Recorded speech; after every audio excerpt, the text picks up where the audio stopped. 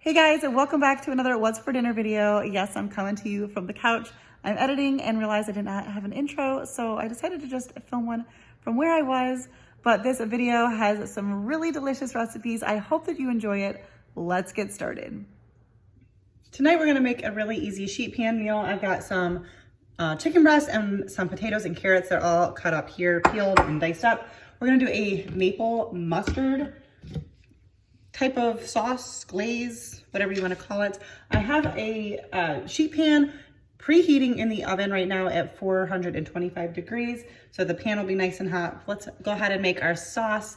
I'm going to do 1.5 tablespoons. Actually, I'm eyeballing a recipe I found, but I'm going to do my own. So about 2 tablespoons of maple syrup. Definitely recommend using the real stuff. And I'm going to do about 2 tablespoons of mustard, if I can do that.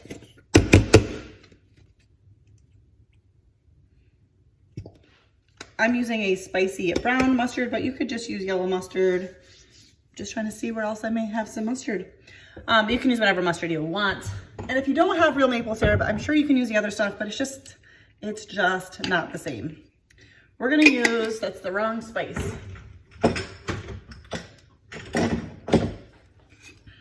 And we're gonna use half a teaspoon or so of rosemary.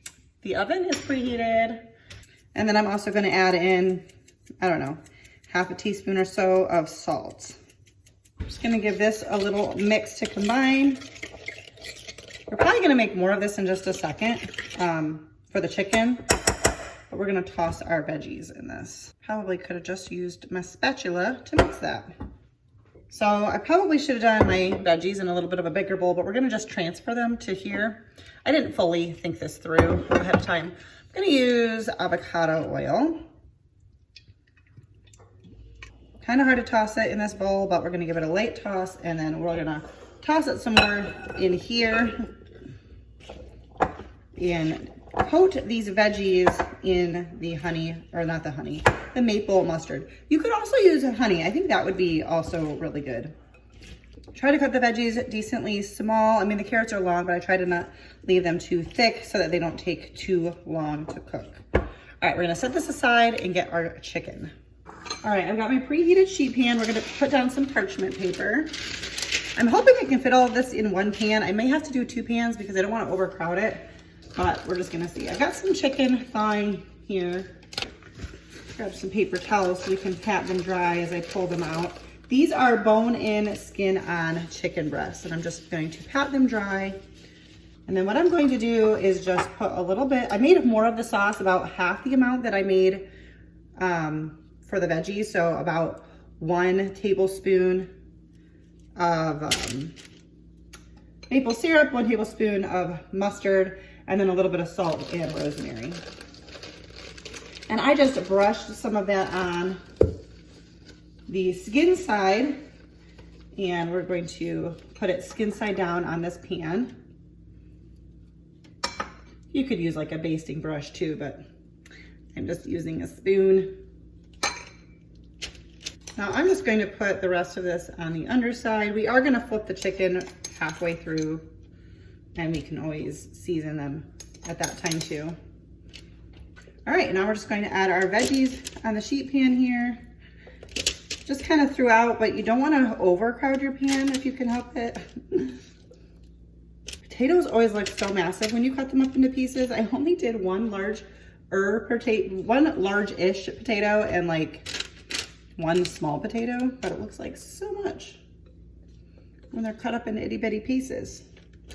So I'm gonna pop this in the oven at 425, and I'm going to cook it for about 15 to 18 minutes, and then I will flip the chicken over and maybe toss the veggies a little bit, and then cook it for another, maybe 10 to 15 minutes until the chicken is fully cooked. And that's it. All right, so the veggies are tender and the meat is done. I did use a meat thermometer. I mixed up just a little bit more of the mustard and maple syrup, and I put a little bit of salt in there, and we are going to just put a little bit of this on top of each of the pieces of chicken and stick it under the broiler for just a couple of minutes, and then dinner will be done.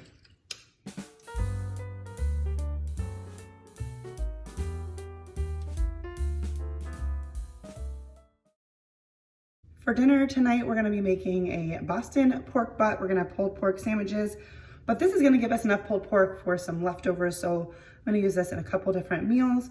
But for today, we're just going to put it in the slow cooker. I'm gonna season it on both sides with some salt, onion powder, garlic powder, paprika, and a little bit of cayenne pepper. I won't be using any barbecue sauce in the slow cooker because I don't know that I want barbecue sauce on it for all the different meals we're going to use it for. I'm gonna have it cooking with fat on the top side so that as it cooks and melts down, it will kind of drip into all of the meat and give it a lot of good flavor and make it nice and tender. You don't need to add any liquid to the slow cooker at all. The meat will provide plenty. And I'm gonna go ahead and cook this in the slow cooker on low for 8 to 10 hours.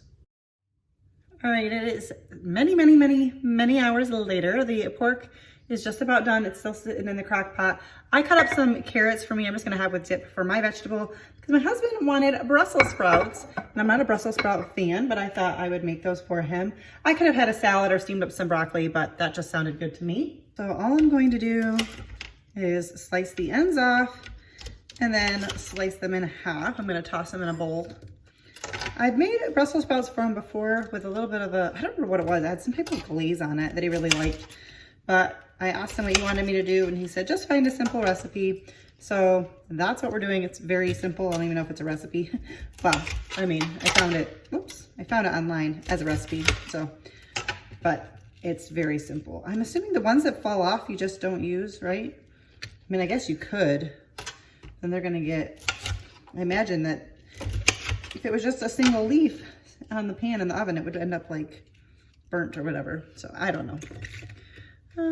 Maybe a couple more. And he's gonna get Brussels sprouts twice because I bought a bag of them and I don't wanna waste them. So I'll get them another night too. I forgot to hit record. So I'm just going for a simple, I put on some olive oil, salt, pepper, and garlic powder. I don't often cook with pepper because I don't like it, but my husband does. I feel like this might need a little more olive oil. He usually just adds it to his own, plate, but since I'm not gonna be eating any of this, I figured I might as well just put it on there. Wow. And I'm just gonna add them to this baking sheet. And I've got my oven preheated to 400 and I'm gonna cook them for 25 to 30 minutes, 25 to 35 minutes, I think is what the recipe said.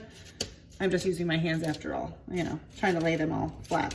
We will flip them halfway between, but that's it. That's all we're doing. And I'm going to move on to the pork in just a second and see how that's doing. All right, so it's been 15 minutes. They're already getting some good color on them. And I'm just going to toss them around, put them back in for another, I don't know, I'll probably do another 15 minutes or maybe 10 minutes and then I'll broil them for a couple. I think my husband would like them on the crispy side. All right, let's take a look at this. I have not lifted the lid once today. All right, so I think what I'm going to do is pull off the top layer of fat. Of course, there's lots of flavor, so let's just scrape some of that off. Oh, there is a bone in there. I did not know that there was a bone. See if I can do this without splattering it everywhere. I'm sure there's fat other places, but I just want to get this top layer off so I can go ahead and shred the meat. Oh, wow. Well, so much for not splattering. I probably should put my apron on. This is turning out to be a very dangerous process. All right, well, if there's no big chunks, I'm not gonna worry about it. So now, I'm going to try to just pull this apart so I can take the bone out. This bone is loose. It's just a matter of me trying to get it out without splattering everywhere. There it comes. Look at that, clean off the bone. Pull off a little bit more of this fat. Some fat is good, but too much is not. We're gonna switch it to a couple of forks here. You could pull this out of the slow cooker to do this, but I'm just going to shred this in there. There's so much juice in there. I don't know if you can see all of that. So juicy, and we added no liquid whatsoever. So yeah, I'm just gonna work to shred this up and then mix it around in the liquid to just kind of absorb that so like the inner pieces get it. I'm also pulling out any big chunks of fat while I'm doing this. Where'd that piece go? Being careful to not discard any meat in the process. I'll be back in just a moment. I toasted up some brioche buns from the freezer, put the pulled pork on top with some homemade barbecue sauce and some pierogies and Brussels sprouts. All right guys, so for tonight, I'm gonna be using some leftover pulled pork. I'm really excited to make this. But it's kind of a weird day. It's a Saturday. Jesse's not really hungry right now. I'm hungry. So I'm just gonna kind of make this for me. I'm just gonna heat up my tortilla in the microwave with a damp paper towel. But I'm not gonna quite do that yet. That'll just help soften it up. I've got some pulled pork that I pulled out to warm that up and just making sure it's all shredded the way I want it to be. I got really excited because I remembered I had some pineapple in the freezer, or not in the freezer, in the refrigerator. This sounds so good to me. So I'm just gonna cut up just a little bit. I love pineapple in this kind of stuff. So I'm just gonna cut up a couple little pieces of it. And then I'm gonna warm this up again, just so that the pineapple's not really cold in there. And then I have some of this cheese dip that I bought from Aldi. Not something I would typically do, but I wanted a really good queso. I didn't know what I was gonna use it for when I bought it, but I know now. But I've been melting that too. I'm just melting everything separately or warming everything separately because I don't want to warm up like the whole thing. All right, so the tortilla just takes like maybe 10 seconds in the microwave. We're gonna add in our pork and pineapple. It's a great way to use up leftover pulled pork. And I kind of want to I'm gonna put some cheese inside, but I'm gonna pour a lot of it on top because I don't know, that's how my ACP burrito comes. So we're going to roll this up. Okay, lots of juices. This is gonna be a meal that I'm going to eat with a fork and knife, but oh my goodness, I'm so excited about this. Super easy as well. Don't ever skimp on the amount of queso. That is key. All right guys, juices have come out. This is, a lot of that is probably from the pork. Yes, my plates spin and it drives my husband nuts, but I haven't found new plates yet. So anyways, this is gonna be delicious. That's a quick and easy dinner for tonight using some of that leftover pulled pork. All right, we have another meal using up our pulled pork. There was a lot in there. So I pulled out some to heat it up because I don't want to just like obviously heat up more than what we're going to need, but we're going to be, I need to shred that a little bit more. We're going to be doing some pulled pork barbecue nachos, which I'm very excited about. So I do like to have everything that needs to be, well, I should say the meat heated up ahead of time because it's not going to be in the oven for a super long time. We're going to do some sheet pan nachos though, which is great. It makes for a super easy cleanup, and I'm probably gonna drain off some of this juice because I don't want the nachos to get soggy. All right, we're gonna absorb just a little bit of that here. Okay, I think that is going to be enough meat. We'll find out. I can always heat up. I have a little bit more left. We've used it for some lunches and stuff like that too. So I'm going to add some barbecue sauce. I purposefully did not add barbecue sauce when I made the pulled pork so that we had kind of options. But I'm going to add some now, and then I'm going to heat this up a little bit more. Some homemade barbecue sauce. I shared that in a video recently. It's nice to have the meat nice and hot, or at least warmed, like not cool at all, when you assemble the nachos, because it really only goes in the oven for like 10 minutes maybe. All right, while the meat is heating up for just a few more seconds, really, I'm gonna chop up this little bit of pineapple I have left over in the fridge. I love pineapple with like barbecue pork stuff. So I'm gonna chop that up and then we're gonna go ahead and assemble our nachos. All right, I've got a sheet pan lined with parchment paper and tortilla chips, and I'm going to just disperse this meat.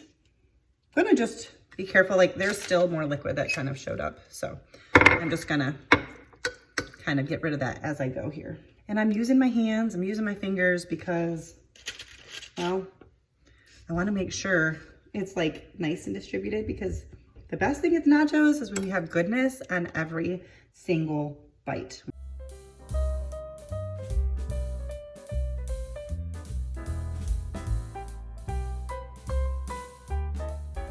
Next up is the pineapple.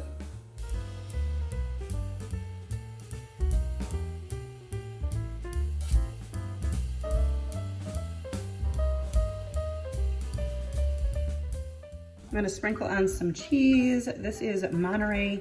I love using Monterey for stuff like this. Sharp cheddar would be really good too, but the Monterey is like, I don't know, really creamy.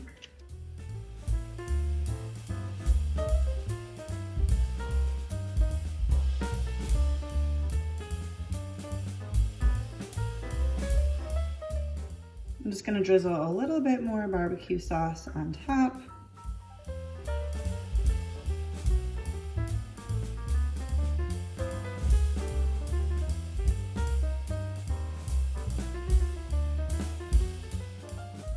All right, so now I'm gonna put this in the oven. I have the oven set to 425, so this will probably only take about 10 minutes in the oven. And while that's in there, I'm gonna chop up some lettuce and tomato to put on top when it comes out.